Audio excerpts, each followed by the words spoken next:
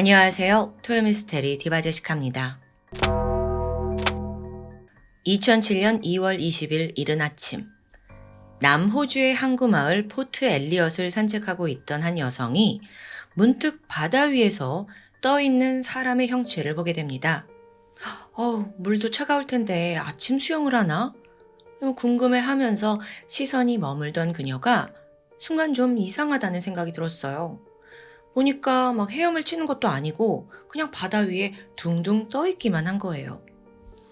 여성은 본능적으로 그쪽으로 걸어갔고 이내 그게 의식을 잃은 사람이라는 걸 알아차립니다.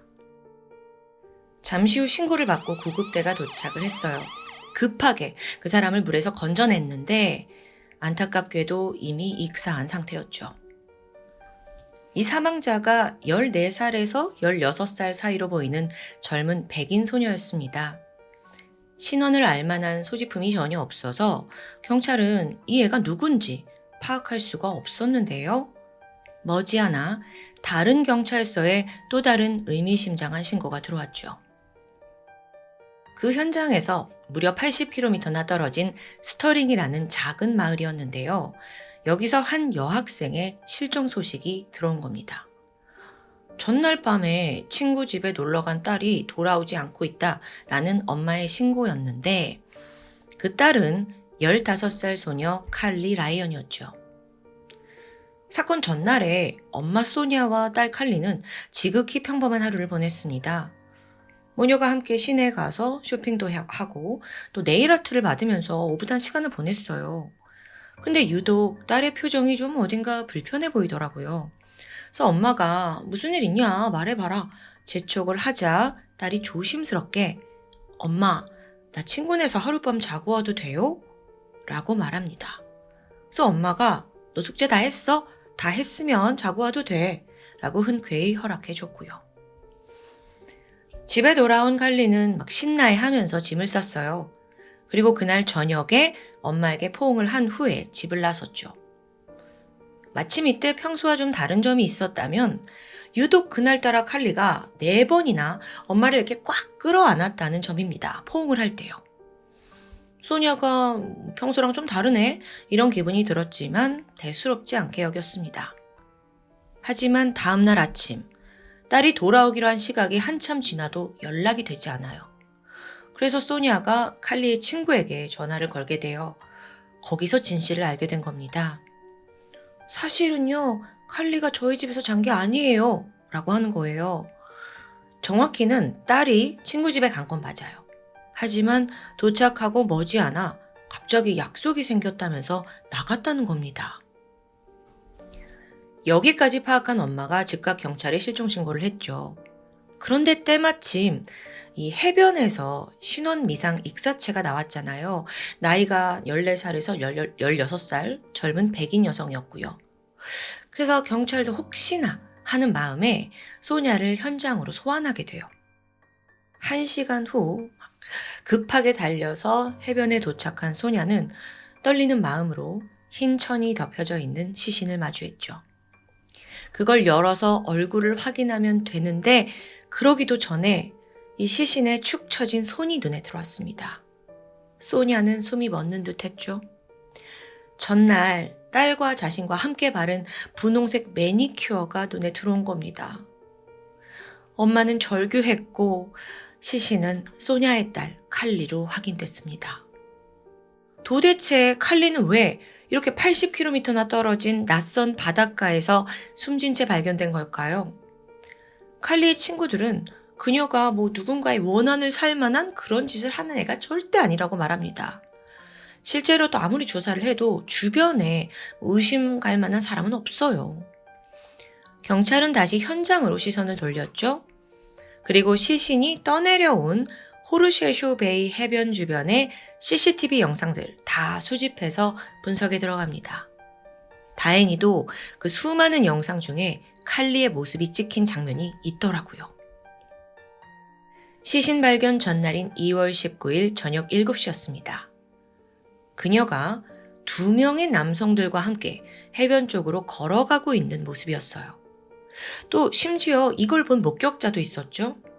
그 진술에 따르면 남자 중에 한 명은 50대 정도의 중년이었고요.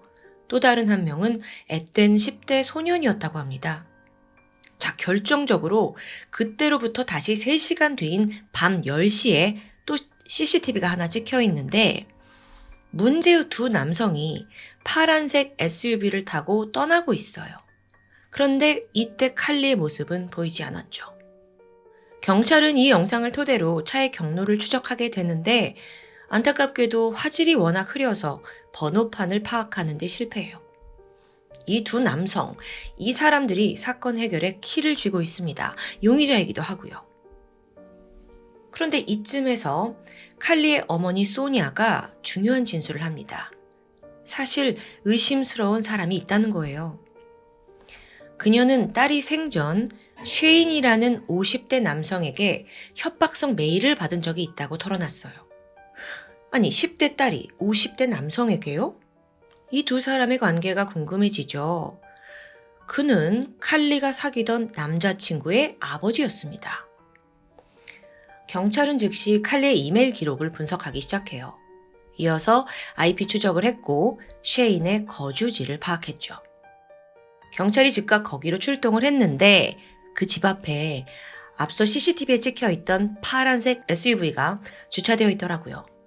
경찰이 더 확신을 했고 신속히 집 안으로 들어가서 중년 남성과 10대 소년을 체포하는 데 성공합니다.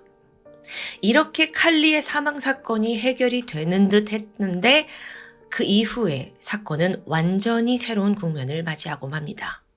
그 전에 칼리의 남자친구 그리고 그의 아버지에 대해 잠시 설명할 필요가 있습니다.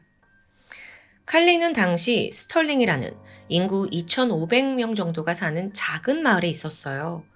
그러다 보니 동네에서 만나는 친구들 한정적이죠. 완전 파워 2, 굉장히 외향적이었던 칼리는 다양한 친구를 만날 수 있는 온라인 세상으로 눈을 돌리게 돼요. 이때 즐겨하던 SNS가 마이스페이스라는 건데 이게 페이스북이 유행하기 전에 나온 비슷한 소셜 플랫폼입니다. 게다가 칼리가 사춘기를 겪으면서 하드코어 밴드의 시끄러운 음악을 즐겨 들었고요. 또 그런 취향에 맞춰서 눈 주위를 어둡게 칠하는 강한 메이크업으로 개성있게 자신을 표현했죠. 또 이걸 셀카로 찰칵 찍어서 온라인에 공유하기도 했고요. 그러던 어느 날 마이스페이스에서 자신과 비슷한 취향의 한 소년을 알게 됩니다. 그는 멜버른에 사는 18살 브랜든 케인이었어요. 브랜든이 말하길 자기는 미국 텍사스에서 태어났대요. 그리고 어릴 적에 멜버른으로 입양이 되었다고 말했죠. 이걸 들은 칼리는 사실 칼리는 이 작은 마을을 한 번도 벗어난 적이 없거든요. 우와, 얘는 막 멜버른이라는 큰 도시에 살지, 미국 텍사스에서 태어났다고 하지. 그러니까 자연스럽게 브랜든에게 어떤 동경과 호기심을 갖게 된 거예요. 게다가 이야기를 해보니까 취향마저 너무 비슷해요. 그때부터 둘은 거의 매일매일 대화를 나눌 정도로 아주 가까워졌죠. 시간이 지나면서 어느덧 칼리는 한 번도 만나본 적 없는 이 브랜든이란 소년에게 사랑의 감정을 느끼게 됩니다. 둘이 SNS 밖에서도 문자, 이메일 하면서 소통을 계속 했어요. 여기서 엄마 소니아도 브랜든의 존재를 알고 있었습니다. 근데 엄마는 그래도 남자아이니까 좀 불안하잖아요. 그래서 혹시나 하는 마음에 브랜든의 보호자와 내가 연락을 좀 해봐도 되겠냐라고 했죠. 그러니까 온라인 친구라고 해도 두 사람이 워낙 가까워지니까 걱정이 된 거예요. 그렇게 브랜든의 아버지 쉐인과 통화를 나누게 됐습니다. 비록 유선상이었지만 쉐인은 정중하고 예의가 바른 남성이었어요. 그러니까 그걸 들으니까 엄마도 마음이 놓였고요. 오히려 딸이 지금 사춘기인데 밖에 나가서 모르는 사람하고 어울리는 것보다 이게 더 안전할지도 모른다고 생각합니다. 시간이 흘러 2007년 1월, 칼리가 손꼽아 기다리던 15번째 생일이 다가왔습니다. 올해는 더 특별한데 브랜든이 생일 파티에 오기로 했기 때문이에요. 처음 얼굴을 보는 자리인데 너무 설레죠. 그렇게 하루하루 그날만 기다리고 있던 차에 갑자기 브랜든이 가족 일이 생겨서 미국에 가야 한대요. 그런데 내가 준비한 생일 선물이 있으니 자기를 대신해서 아버지 쉐인이 생일 파티에 가는 게 어떠냐고 제안합니다. 마침 또 그때쯤에 쉐인이 그 지역으로 출장이 잡혀 있고요. 이걸 들은 엄마 소냐는 별로 달갑지 않았습니다. 10대 소년도 아니고 모르는 중년 남성이 생일 파티에 온다? 꺼림직하잖아요. 그래서 조심스럽게 그럼 내가 쉐인을 좀 먼저 만나봐도 되겠냐? 라고 물었고 쉐인도 수락을 했죠. 그렇게 칼리의 생일 며칠 전에 두 사람이 한 카페에서 만나게 되는데요. 보니까 한 50대 초반 정도로 보였고 회사 로고가 박힌 폴로 셔츠를 입고 있더라고요. 근데 소냐는 여전히 경계를 해요. 그러자 쉐인이 선뜻 자기의 회사 신분증을 내밀었죠. 나는 여기에 다니고 있고 이런 사람이다. 그제서야 소냐는 신원은 확실하구나 싶어서 좀 마음이 놓였어요.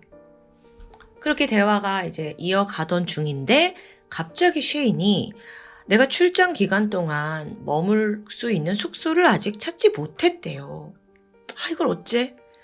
이 분위기에 휩쓸려서 소냐는 그럼 저희 집에 머무르실까요? 어떠시겠어요? 라고 제안을 하게 됩니다. 집에 도착을 했고 쉐인은 처음 본 칼리와도 반갑게 인사를 나눠요. 그리고 짐을 열더니 우리 아들 브랜든이 너 주려고 이걸 샀더라 하면서 생일 선물을 건네주거든요.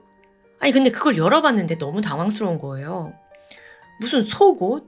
간호사 코스튬이에요. 이게 아빠를 통해서 전달했다고? 10대끼리 이게 좀 불편한 물건 아닌가요?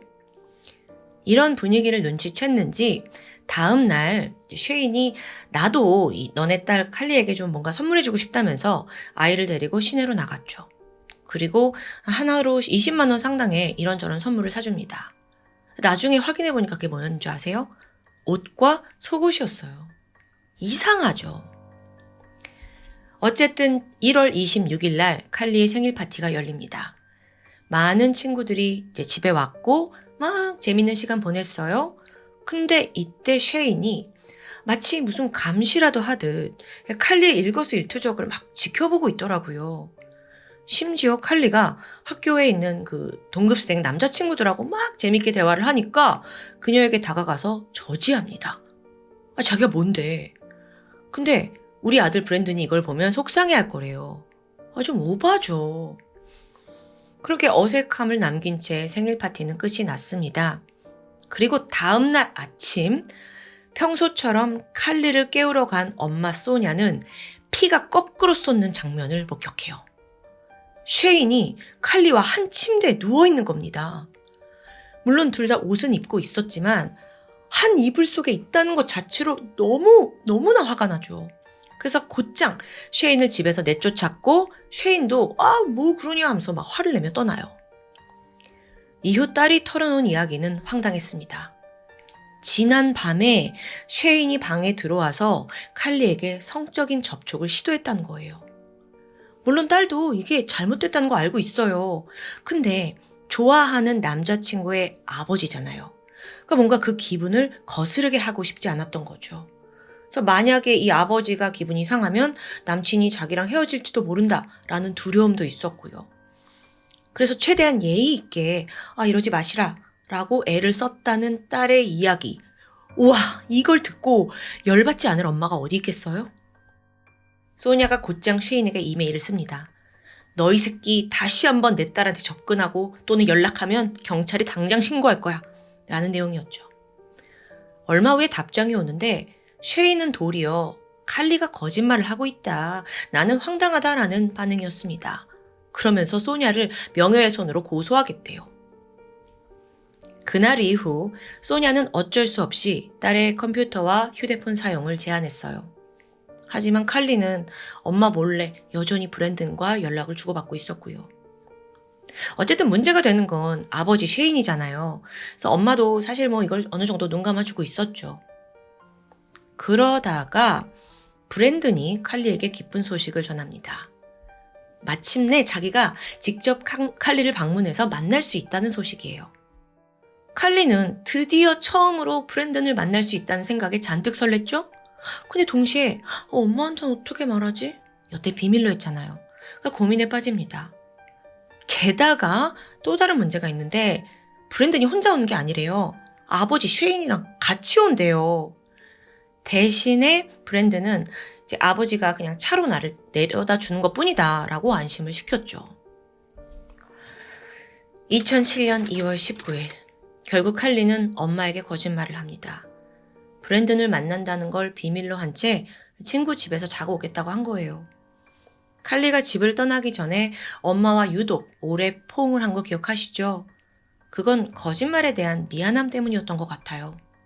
그리고 결국 그게 모녀의 마지막 포옹이 되었고요. 다시 현재로 돌아와서 경찰이 아까 그 파란색 SUV가 세워진 집에 들어가서 누가 봐도 쉐인으로 보이는 중년 남성과 브랜든으로 보이는 10대 남성 두 사람 체포해요. 하지만 조사 결과 어마어마한 반전이 드러납니다. 이들이 쉐인과 브랜든 아니었어요. 경찰이 체포한 건 48살의 게리 프란시스 뉴먼과 그의 아들이었습니다. 쉐인과 브랜든에 대한 기록 세상 어디에도 없고 모두 가상의 인물이었죠. 더 정확히는 이 모든 건 아버지 게리의 자작극이었습니다.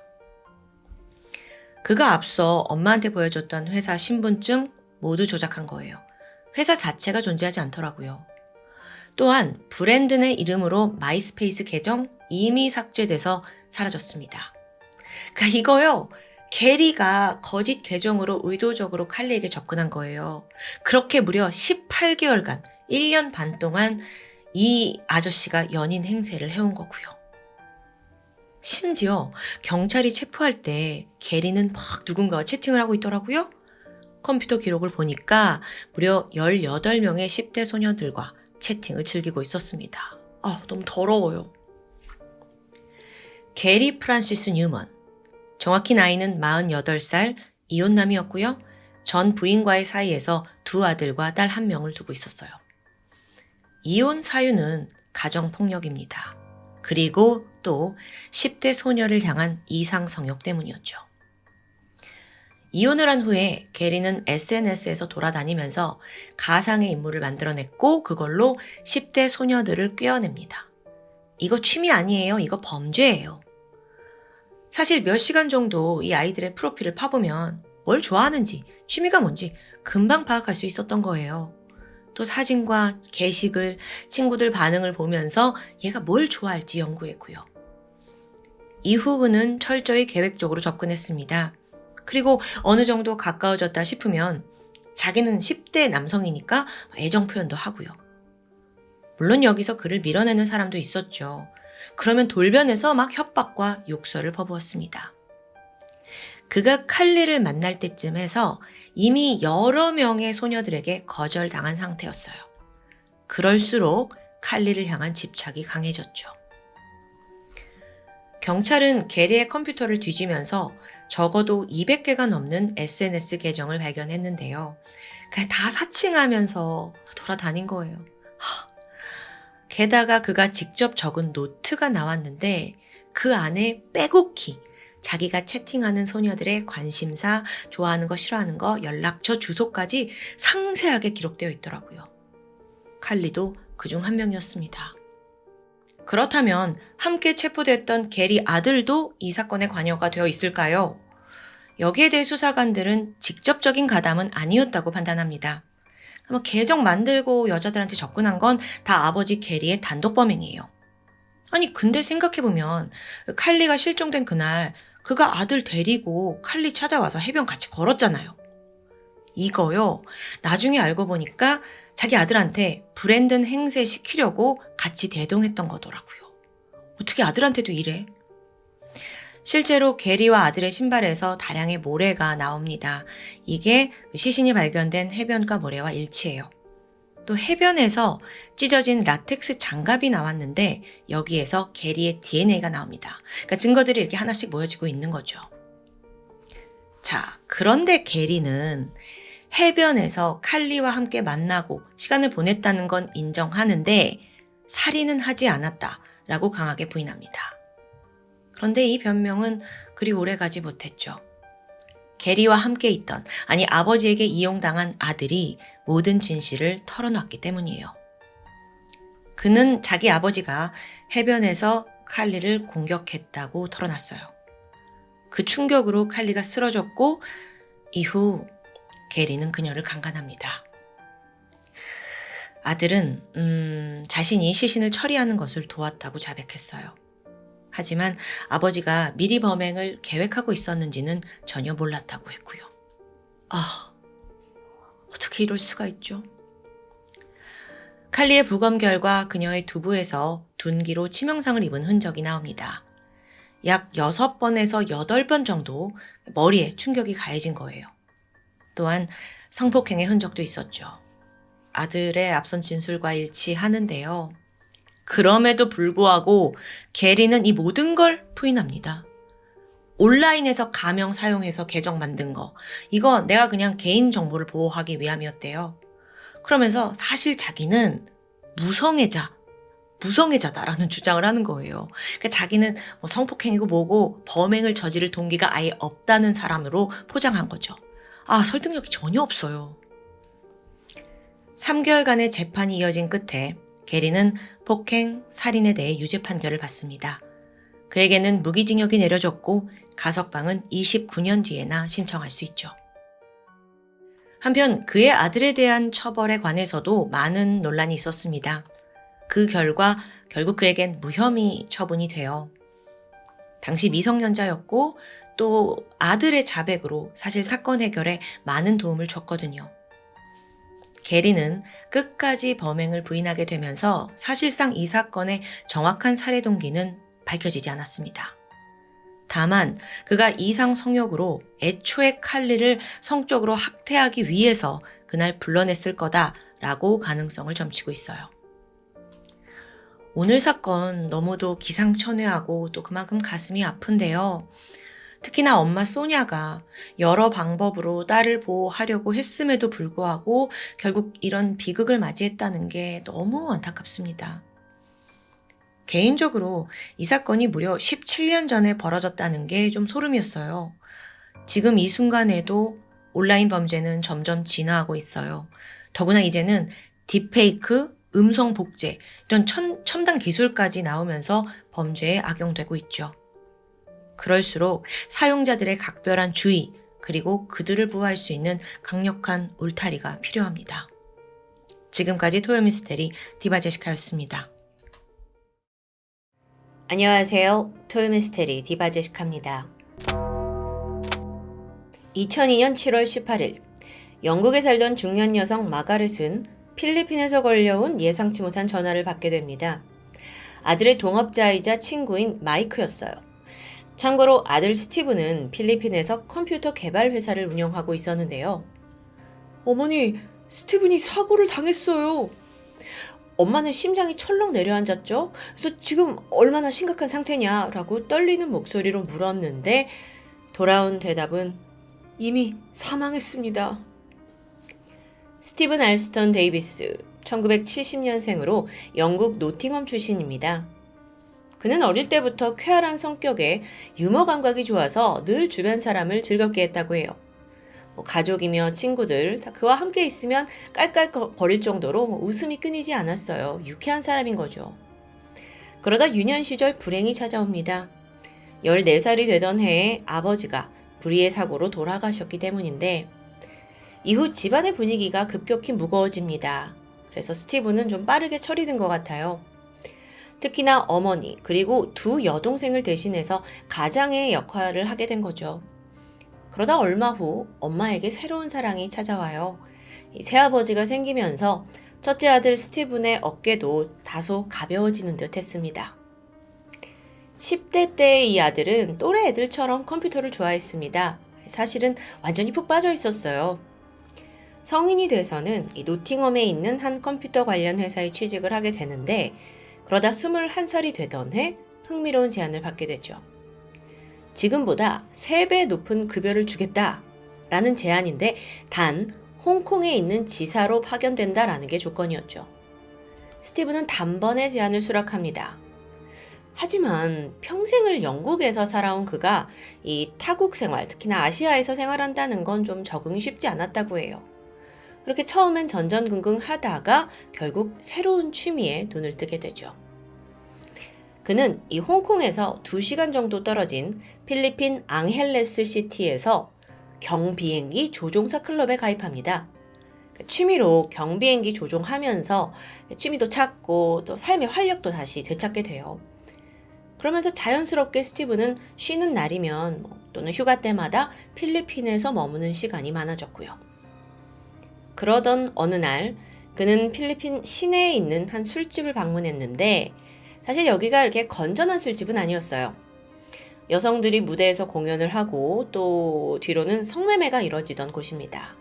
그리고 그 중엔 15살 소녀 에블린 보홀도 있었습니다. 에블린, 이 여성은 필리핀에서도 외딴 섬에서 태어나 자랐습니다. 이 섬이 전기, 수도도 없는 그야말로 오지나 다름없다고 해요. 집안은 가난했고 에블린은 어릴 때부터 아픈 아버지와 어머니를 대신해 집안일을 도맡아 했습니다. 13살쯤 됐을 때는 성냥을 팔면서 생활비를 벌었다고 해요. 좀 나이 어린 소녀에게 가혹한 삶이긴 했지만 그래도 웃음을 잃지 않고 밝게 자라났죠. 무엇보다도 에블린은 굉장히 친화력이 좋아서 처음 본 사람과도 금방 가까워지는 게 큰 장점이었어요. 그런 그녀의 장래 희망은 도시에 있는 바에서 일하는 것. 거기서 외국인 남자를 만나 결혼하는 게 꿈이었습니다.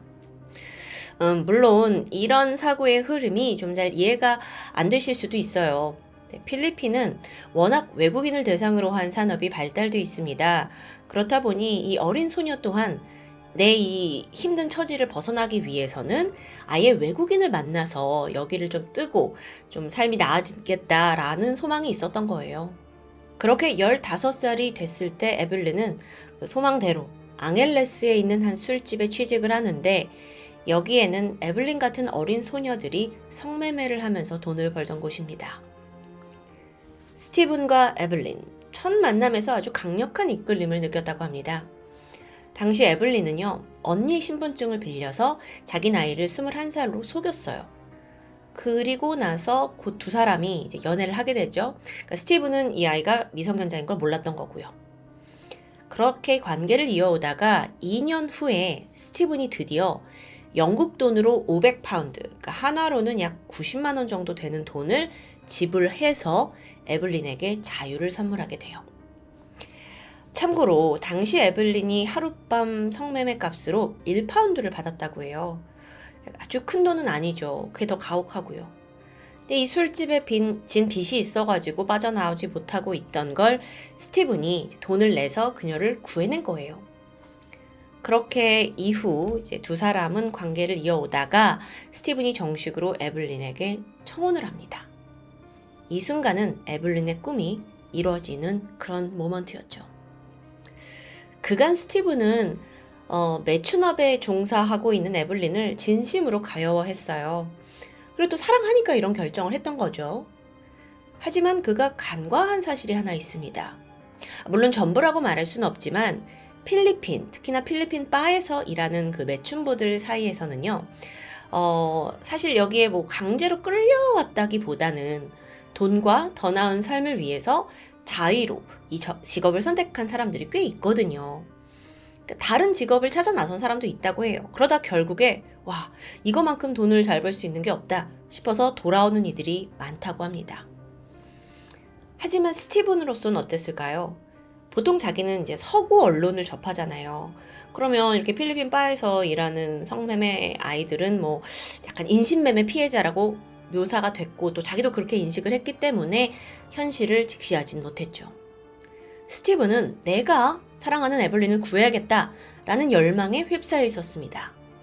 특히나 생각해보세요. 이런 생각을 가진 데는 어릴 적에 아버지를 잃고 두 여동생을 직접 돌봤던 그 경험이 반영된 게 아닌가 싶어요. 그러니까 아버지 없이 자라는 자기 동생들을 봤으니 에블린한테도 어떤 그런 좀 동정심이 들었던 것 같고요. 어쨌든 청혼을 하고 결혼 준비를 하던 중이었는데 그 와중에 사실 에블린이 실제로는 나이가 훨씬 더 어린 미성년자라는 것도 알게 됩니다. 근데 스티븐한테 더 이상 그게 걸림돌은 아니었어요. 하지만 이 소식을 듣게 된 스티븐의 어머니 입장은 좀 다릅니다. 아니 아들이 필리핀에 가서 매춘부를, 그것도 10살이나 어린 여성을 아내로 맞이한다? 쉽게 이걸 누가 받아들입니까? 근데 이제 마가렛 어머니는 애써 이건 아들이 선택한 거다라고 존중해 주기로 하죠. 1997년 두 사람은 결혼식을 올렸고 에벨린은 그야말로 꿈같은 나날들을 보내게 됩니다. 스티브는 아내와 같이 하기 위해서 아예 홍콩을 떠나서 필리핀으로 이주했어요. 거기서 친구 마이크와 동업을 하면서 컴퓨터 개발자로 충분한 돈을 벌게 되죠. 그는 앙헬레스 시내에 있는 고급 주택을 구매했고요. 또 가정부를 고용합니다. 별도로 매달 에블린에게 약 1000파운드의 용돈을 주고요. 생각해보면 하룻밤에 1파운드 받고 성매매를 하던 여성이 이제 매달 1000파운드, 그러니까 한 170만 원 정도를 마음껏 받아서 쓸 수 있게 된 거죠. 한편 남편 스티브는 처가댁도 살뜰하게 챙겼다고 해요. 장인어른한테 낚시를 할 수 있는 보트를 선물했고요. 또 에블린 부모는 당연히 좋은 집으로 이사를 했고요. 그야말로 외국인 사위가 이 집안을 멱살 잡고 살려낸 거죠. 어느덧 시간이 흘러 결혼 3년 차가 됩니다. 둘 사이에는 아이 2명이 생기거든요. 각각 제시카와 조슈아. 이렇게 제법 안정적인 가정을 이루었는데 영국에 있던 어머니 마가렛은 여전히 좀 마음에 걸리는 점이 하나 있었습니다. 평소 스티븐이 비디오 카메라로 생활을 하는 모습을 녹화를 해서 그걸 영국 가족들한테 공유했어요. 외국에 사니까 자주 볼 수 없으니까요. 브이로그 같은 걸 찍었다고 볼 수 있죠. 근데 영상 속에서 며느리, 그러니까 이 에블린을 좀 보면 항상 침대에 누워있는 거예요. 집안일은 가정부가 다 하는 것 같고 아이들을 돌보는 것도 부모가 따로 있습니다. 그럼 이 사람은 뭐 하는 거야? 며느리는 뭐 하는 거야? 참다 못한 마가렛은 에블린 너 좀 무슨 일이라도 해야 되는 거 아니니? 라고 조언을 하게 돼요. 영국식 엄마의 또 생각이었을 수 있어요. 근데 이제 여기에 대해 아들은 엄마, 아내는 저한테 정말 공주 같은 사람이에요. 그런 얘기 하지 마세요. 내버려 두세요. 라고 반박하고요. 아들이 괜찮다는데 남편이 괜찮다는데 어쩌겠어요. 하지만 에블린의 진짜 문제는 따로 있었습니다. 게으른 게 문제가 아니라요. 매일 누군가와 전화를 해요. 낄낄거리고 웃어대고 심지어 약간 이 전화를 받을 때 막 설레어하는 그런 표정이랄까요? 근데 또 이와 반대로 최근 들어 남편 스티븐에게 부쩍 짜증을 내기 시작했죠. 네, 예상되시죠? 그녀에게 내연남이 생긴 겁니다. 그 내연남의 정체는 당시 필리핀 경비업체에서 일하고 있던 아놀드, 필리핀 사람이에요. 그가 받던 연봉은 참고로 한 1000파운드 정도였다고 해요. 그러니까 약간 생활의 격차가 분명히 있었을 텐데 이 아놀드에게 푹 빠진 에블린이 그 남자의 1년치 연봉과 맞먹는 1000파운드짜리 막 오토바이를 선물하기도 합니다. 근데 이 돈이 어디서 났냐? 사실 이 돈이 남편이 딸 제시카를 유치원에 보내라 라면서 준 돈이었어요. 이거 문제가 될 텐데요. 얼마 후에 이제 아빠 스티븐이 직접 딸을 유치원에 픽업하기 위해서 혼자 가게 돼요. 근데 거기서 충격적인 사실을 알게 되죠? 딸애가 유치원에 등록조차 되어 있지 않은 거예요. 화가 나서 아내에게 갔죠. 교육비로 준 돈을 다 어디에 썼냐? 이렇게 추궁을 하는데 이때 에블린은 오히려 화를 내면서 대화를 아예 거부합니다. 그러니까 대화 자체가 단절된 거예요. 그만큼 부부관계도 신뢰에 금이 갔고요. 이렇게 나온다고? 결국 스티브는 아내에게 주던 용돈을 끊게 돼요. 이렇게 하면 그녀가 다시 예전처럼 사랑스러운 아내로 또 믿음직한 엄마로 돌아올 거라고 믿었던 겁니다. 하지만 예상은 빗나갔죠. 에블린은 돈을 구하기 위해서 자신의 결혼 반지를 팔아요. 이걸 알게 된 스티브는 좌절했죠. 이거 결혼 생활 끝내자는 거잖아요. 두 사람은 점점 어긋났고 결국 스티븐 역시 집 밖에서 보내는 시간이 점점 많아집니다. 주말에는 출장을 핑계로 친구와 수영장에서 풀파티를 즐겼다고 해요. 근데 그럼에도 불구하고 스티븐은 가정을 지키고 싶은 마음이 분명히 있었죠. 그래서 어느 날 에블린에게 가서 아니, 당신은 두 아이의 엄마이지 않냐. 이렇게 살지 말고 직업을 구하거나 아니면 대학이라도 다니면서 좀 더 생산적인 삶을 살고 우리 관계도 회복해보자 라고 제안합니다. 근데 이 말을 들을 에블린이 아니었죠. 둘 사이는 점점 큰 갈등으로 치닫았고 스티븐은 마침내 이혼을 결심하게 되는데 그리고 나서 그가 갑작스러운 사고로 사망한 겁니다. 이게 시기적으로 참 오묘해요. 그럼 도대체 무슨 사고를 당했냐? 2002년 7월 17일 그날 스티븐과 마이크는 밤 10시까지 마닐라에 있는 자신들의 사무실에서 업무를 하고 있었습니다. 그러다 10시 45분쯤 근처에 있는 아파트로 함께 이동해요. 이 아파트가 이제 평소 두 사람이 숙소로 사용하던 곳이거든요. 그러니까 각자 집은 있지만 회사랑 집이 너무 머니까 평일엔 이곳에서 머물렀다고 합니다. 그 아파트에 들어가서 두 사람 각자의 방에 들어가 잠이 들었죠. 그러다 새벽 2시 뭔가 낯선 인기척에 마이크가 놀라서 눈을 떱니다. 그 순간 벌컥 방문이 열리더니 괴한 3명이 들이닥쳐요. 그중 한 명이 마이크 머리에 총구를 겨누더니 말합니다. 네가 스티븐이야? 마이크는 여기서 일단 겁에 너무 질려서 고개를 저었어요. 아니라고. 그랬더니 바로 이 3명이 옆방으로 향했죠. 스티븐이 있는 곳이요. 그리고 잠시 후 탕탕탕탕 이렇게 4발의 총성이 울립니다. 그러더니 후다닥 괴한들이 아파트를 빠져나가요. 마이크가 서둘러 옆방으로 갔죠. 그랬더니 스티븐은 이미 총에 맞아서 피범벅이 돼 있고 숨도 끊어진 상태였습니다. 마이크가 경찰에 신고를 했고 또 그와 동시에 가장 가까운 가족인 아내 에블린에게 전화를 걸게 되거든요. 근데 아무리 전화를 걸어도 받질 않아요. 결국 전화를 받은 건 사건 발생 4시간이 지난 새벽 6시쯤이었습니다. 그래서 막 이 마이크가 에블린 어떡하죠? 지금 스티븐이 괴한의 총에 맞아 사망했어요. 막 이렇게 흐느끼는데 이 말에 어쩐 일인지 에블린은 굉장히 담담한 반응이었습니다. 이후 스티븐의 어머니 마가렛이 즉각 다음날 필리핀에 도착해요. 아들의 죽음이라뇨. 너무 고통스럽죠. 아니 아무리 필리핀 치안이 안 좋다 해도 뭐 갑자기 집에 괴한이 들어와서 이게 무슨 허망한 죽음이에요. 그런데 장례를 치르는 내내 그녀는 며느리 에블린에게 다소 거리감이 느껴졌다고 할까? 뭔가 낯선 기분을 느꼈습니다. 시어머니한테 단 한 번도 말을 걸지 않는 거예요. 거의 눈길조차 주지 않으면서 모르는 사람 취급을 한달까요? 아주 냉랭하죠. 장례식이 다 끝나고 나서도 마가렛은 이 손주 둘을 돌보기 위해서 이 자기 아들의 집 에블린과 함께 머물게 되는데 이때 며느리 태도 역시 차가웠습니다. 그래서 이런 생각이 들어요. 얘가 나한테 왜 이럴까? 한편 사건을 조사하던 필리핀 경찰은 수사 초기에는 뭔가 사업으로 얽힌 관계가 있는 게 아니냐라고 의심을 했습니다. 왜냐면 범인들이 정확하게 이들의 숙소를 알고 찾아왔잖아요. 그러니까 뭐 회사 직원이 아닐까? 거래처 사람들 아닐까? 라고 탐문을 했지만 혐의점은 나오지 않습니다. 이들 모두 스티븐 다 좋은 사람이었다 라고만 말하죠. 그런데 이 와중에 어머니 마가렛 그리고 동업자 친구 마이크는 이미 한 사람을 강력하게 의심하고 있었어요. 아내 에블린이었죠.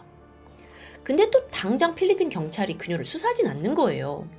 그래서 마가렛이 필리핀 전직 경찰관 출신의 사설 탐정을 고용합니다. 진실을 파헤치기 시작한 거죠. 그 마가렛은요, 이때 내가 범인을 찾아내기 전까지 절대 이 필리핀을 떠나지 않으리라 굳게 다짐하게 됩니다. 의뢰를 받게 된 사설 탐정, 그는 에벌린의 집 근처에서 24시간 잠복하면서 그녀를 계속 관찰했어요. 그리고 바로 수상한 움직임이 포착됐죠. 유독 에블린의 집에 자주 들락거리는 남성 2명이 있더라고요. 그중 한 명은 에블린의 내연남 아놀드였고요. 또 다른 한 명은 아놀드의 지인 알렉산더였습니다. 이것만 봐도 수상하잖아요. 그래서 탐정이 이 사실을 경찰에 알려요. 이게 신빙성이 있다고 판단한 경찰이 두 남성의 사진을 가지고 마이크에게 보여줬죠. 왜냐하면 마이크가 그 현장에서 유일하게 괴한을 본 목격자니까요. 그러자 마이크가 네, 맞아요. 이 사람들이에요. 이렇게 맞다고 하는 거예요. 그렇게 두 괴한이 즉각 체포가 됩니다. 근데 문제가 있어요. 여전히 유죄를 입증하기엔 지금 증거가 굉장히 부족한 상황이에요. 여기서 마가렛은요, 일단 자기 영국 삶도 있고 또 3명 중에 범인 2를 잡았다는 것에 안도하면서 영국 집으로 돌아가요. 하지만 영국에서도 필리핀 경찰과 연락을 하면서 계속 수사를 요청했죠. 그 과정에서 사비로 수사 활동을 지원하기도 했다고 해요. 이게 좀 필리핀 경찰 상황 아시죠, 여러분? 자기가 경찰한테 돈을 줘서 더 수사를 열심히 하게 만든 거죠. 그렇게 준 돈이 5만 5천 파운드, 거의 1억 원에 가깝습니다. 그렇게 아들을 잃은 어머니의 끈질긴 집념은 사건 발생 19개월 만에 드디어 빛을 발하기 시작합니다. 당시 마가렛은 경찰뿐만 아니라 에블린의 주변인들과도 계속 연락을 주고받았어요. 그 중에는 에블린의 친언니 지나라는 사람과 그녀의 남편 로빈도 있었거든요. 그러니까 이게 사실 에블린의 다 가족들이죠. 근데 마가렛이 계속 지극정성으로 연락하고 나는 아들을 잃은 엄마다. 난 진실을 알고 싶다. 이 모성의 마음이 그들을 움직인 것 같아요. 로빈, 그러니까 에블린의 제부가 아주 어렵게 진실을 털어놓습니다. 사실은요, 그러니까 사실 저도 그날 밤 현장에 있었어요. 네, 그 아직 검거 전이었던 3번째 괴한이 그 제부 로빈이었던 겁니다. 이 셋을 모아서 스티븐의 살인을 지시한 건 누구냐? 네, 예상대로 에블린이었고요. 로빈의 증언에 따르면 에블린은 미리 사람들을 다 포섭해둔 상황이었습니다. 남자친구 아놀드, 제부 로빈, 그리고 아놀드의 지인 알렉산더까지. 어떻게 꼬드겼냐면 내 남편 통장에 현금이 두둑하다. 내 남편만 죽으면 이 재산 다 같이 나눠 갖자라고 한 거예요. 그 남편과 마이크가 같이 머무는 숙소에 열쇠를 제공한 것 역시 아내였습니다. 그날 밤 스티븐에게 총을 발사한 사람은 남자친구 아놀드. 그리고 이 모든 살인이 벌어지는 동안 에블린 또한 가까운 곳에 있었어요. 아파트 주차장 차 안에서 살인이 끝나기를 기다리고 있었던 거죠. 돌아온 괴한 3명한테 잘했다. 이제 우리가 돈을 다 가질 수 있다. 이렇게 다독였고요. 자, 이렇듯 공범의 증언이 나오면서 수사는 급물살을 탔습니다. 범인이 다 낱낱이 밝혀진 거죠. 거기에 에블린이 관여했다는 것도요. 2004년 2월 에블린은 살인 교사 혐의로 체포됩니다. 아니 근데 모든 게 모함이래요. 경찰한테 뭐라고 하냐면 아니 생각해보세요. 제 생활비도 남편한테 나오고 또 내 자식들 아빠인데 내가 왜 죽이냐고요. 그러니까 본인은 남편을 살해할 동기가 전혀 없는데 내 남편의 돈을 탐낸 저 무리가 지금 자기를 범인으로 온다는 거죠. 하지만 정말 그녀에게 살해 동기가 없을까요? 스티븐은 이미 그녀에게 이혼을 선언한 상황입니다. 그럼 이제 생활비도 끊길 테고 자칫하면 그녀는 다시 가난한 과거 생활로 돌아가겠죠. 그래서 차라리 그를 죽여버리고 이 재산을 독차지하자. 네, 살해 동기 충분히 있어 보여요. 하지만 여기에 대해서는 에블린이 입을 꾹 다무는 거예요. 아예 범행 자체를 강력하게 부인하는 상황에서 사실상 이 사건에서 살해 동기는 끝까지 미궁에 빠지고 맙니다. 하지만 자백이 없다고 죄까지 없어지는 건 아니죠. 에블린은 사건이 벌어지던 날 자기는 집에 있었다라고 말했어요. 근데 이게 딱 걸려요. 이웃들 중에 이 여자가 새벽에 돌아오는 걸 목격한 사람이 나온 거예요. 집에 있었다는 알리바이? 이거를 뒷받침하는 증거는 아무것도 없고요. 결국 그녀의 유죄가 인정되면서 재판대에 선 그녀는 가석방 없는 징역 40년형을 선고받습니다. 매춘을 하면서 유흥업소에서 사는 삶에서 자기를 꺼내주고 사랑해주고 또 자기 가족들까지 경제적인 여유를 누리게 해준 남편. 네, 처음엔 너무 좋았고 무한히 감사했죠. 하지만 그 감사함이 결국 결혼 5년을 채 넘기지 못하고 청부살인으로 되돌아왔습니다. 참 사람의 마음이 이렇게나 간사하고 악할 수 있는지 어떤 밑바닥을 본 기분이에요. 한편 아들의 억울한 죽음을 밝히기 위해서 2년 넘게 고군분투한 어머니 마가렛. 그녀는 현재 영국에서 손주들 제시카와 조슈아를 정성으로 양육하고 있습니다. 친엄마까지 교도소에 간 마당에 그냥 필리핀에 둘 수는 없었어요. 그런데 놀라운 게 있죠. 마가렛, 그녀는 매번 크리스마스가 될 때마다 교도소에 있는 에블린에게 편지를 쓴다고 합니다. 거긴 아이들의 사진까지 동봉되어 있고요. 시어머니는 전 며느리 에블린에게 말합니다. 아이들은 이렇게 잘 자라고 있다고. 이제는 네가 악한 마음을 버리고 진심으로 참여하길 바란다고요. 근데 과연 배은망덕한 에블린이 그 진심을 느끼고 변화될 수 있을까요? 지금까지 토요미스테리 디바제시카였습니다.